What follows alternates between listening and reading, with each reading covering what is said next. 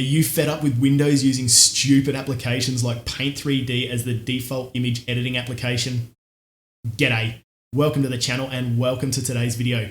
My name's Matt, but you all know me as WFX Malice. In today's short tutorial, I'm going to be showing you how to set your preferred application as the default edit option while still maintaining your current image viewer as the default open option.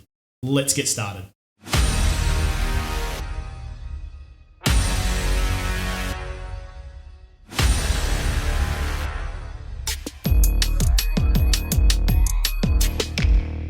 If you're a graphic artist or a photographer, by now I'm sure you're sick to death of having to right click on your image, scroll down or up and find open with and select your editing software.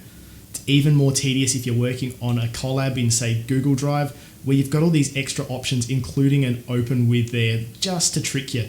Now I'm sure you've seen the hundreds of videos out there telling you to right click open with, choose another app, selecting your software and then ticking this box, always use this app.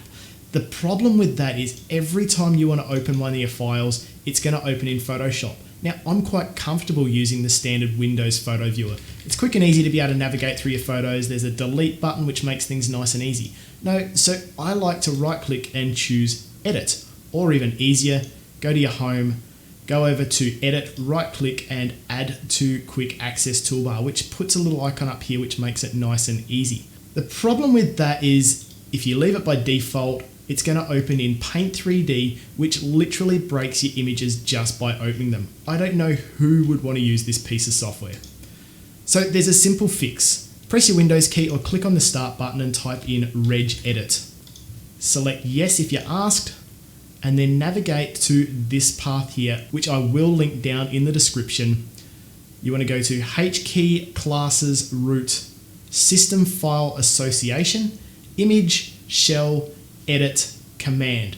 Now you can see that mine is already set to Photoshop, but yours probably isn't, so you're going to double click on it and we can go and add the path to your software here, making sure to leave the quotation marks at the start and the finish, and also leaving this percentage sign 1 in quotation marks at the end. Now if you don't know the path of where your software is located, a nice easy way to do it is go to your start menu, right click on your software and go more, open file location. You can go ahead and right click on it and go to properties and press Ctrl C, and that's going to copy the path right out of there, out of the target area. Come back over to your key. If you've copied it from there, it should already have the quotation marks, but just double check. You don't want to have double quotation marks start and finish. Go ahead and hit OK. You can close that down now because we're finished.